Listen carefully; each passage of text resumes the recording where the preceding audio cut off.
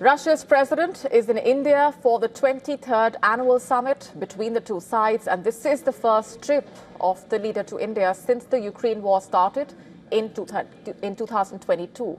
In fact, Putin's presence in India was hailed as a big boost for bilateral ties and major announcements expected. After Putin's ceremonial welcome, the Russian president sat down with the Indian Prime Minister. They held talks at the state guest house of the Prime Minister of India, known as Hyderabad House. During that meeting, the leaders touched upon the topic of the Ukraine war and of the peace negotiations that are underway. Listen to this. Excellency, पिछले दिनों विश्व समुदाय के सभी नेताओं से जब भी मेरी बात हुई है और उन्होंने जब विस्तार से मेरी चर्चा की, मैंने हमेशा कहा है कि भारत न्यूट्रल नहीं है, भारत का पक्ष है और वो पक्ष शांति का है। हम शांति के हर प्रयासों का समर्थन करते हैं और हम शांति के हर प्रयासों के साथ कंधे से कंधा मिलाकर के खड़े हैं। Prime Minister Modi's statement was appreciated by the Russian president. He thanked Prime Minister Modi for the special personal attention he was paying to the Ukraine war and his attempts to find solutions for the situation. But of course, the Ukraine war was not the focus of the bilateral. New Delhi and Moscow wanted to use the summit to forge stronger bonds, especially in the fields of trade, tourism, international diplomacy. India and Russia laid out an economic roadmap up till the year 2030. The leaders signed multiple MOUs for various industries, from shipping to healthcare to science and food safety. They also touched upon a partnership in critical minerals as a means to balance global supply chains. India will also soon launch a free 30-day e-tourist visa for Russian citizens, and Prime Minister Modi also hailed ties with Russia across global platforms. Bharat और रूस के बीच UN, G20, BRICS, SCO तथा अन्य मंचों पर करीबी सहयोग रहा है। करीबी तालमेल के साथ आगे बढ़ते हुए हम इन सभी मंचों पर अपना संवाद और सहयोग जारी रखेंगे।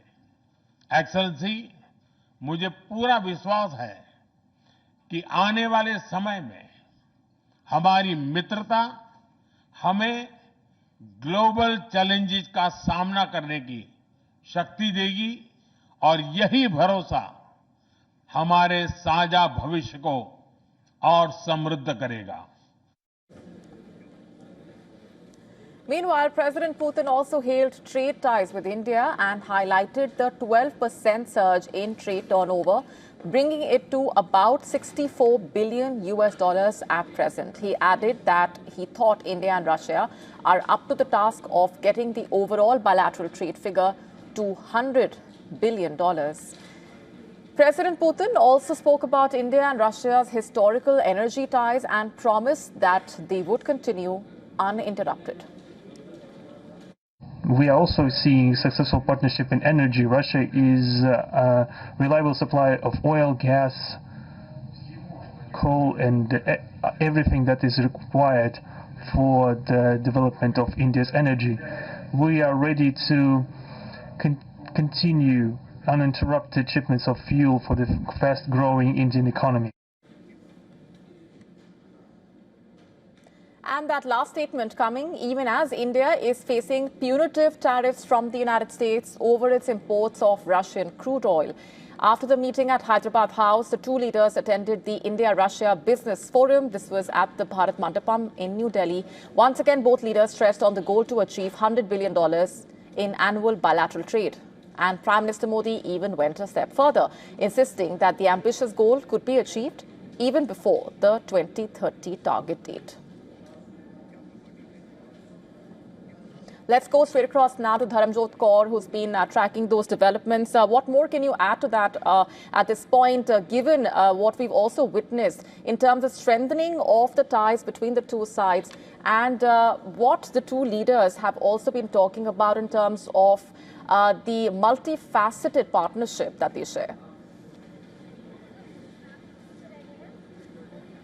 Well, Molly, the two-day India-Russia Business Forum has just concluded with the closing remarks of the Indian Prime Minister and the Russian President attending this forum just a few minutes back. In fact, they're just leaving from here for other events later this evening. But having said that, clearly there has been a very clearly established goal, common goal of Russia and of India to reach dollar mark of bilateral trade. Currently, it's somewhere around 69 to 70 billion dollars.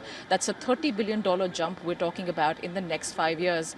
Both leaders have very confidently reiterated that India and Russia can achieve this goal comfortably.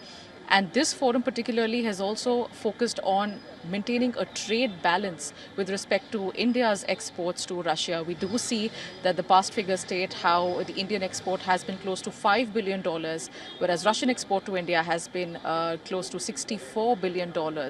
Granted, that gap is primarily due to India importing Russian oil and energy, but again, India has very firmly established its interest in growing its exports across sectors. And Russia has accepted that with open arms. Again, it remains to be seen how this plays out. We saw both leaders talking about in inviting private players in space and defense sector for cooperation and coordination and also trade. And manufacturing with respect to the technological advancements. We heard from the Russian president showing interest in Russia attending the AI summit that will be held here in India at Bharat Mandapam in February 2026. So it's not just trade in the industries that has already been going on historically, Molly. It's also an expansion that both countries are looking at across sectors that are yet to be touched. AI, for example, that's an area where coordination is deeply sought after by both the leaders. How this really pans out, what kind of new projects do we see coming up, that is going to be interesting to watch out for. There's also been talk, especially when the Indian Prime Minister mentioned about reducing transportation time with respect to export between the two countries. And that comment came in tandem with the Russian president talking about establishing a north-south corridor going via Russia, via Belarus, to the Indian Indian southern coastlines in the Indian Ocean. Right. So it's not just about the industries in which trade can happen. It's also about establishing that corridor. It's also about simplifying the process for Indian businesses inside the Russian Federation, Molly. Right. We leave it there for the moment. Thanks very much. Quickly also getting in our esteemed guest who's been standing by from Washington, D.C., Dr. Charles Kupchan, Senior Fellow at the Council on Foreign Relations. Thanks very much for being here. I have to ask you first for your assessment of the key messaging that's coming in from the two leaders at a time like this.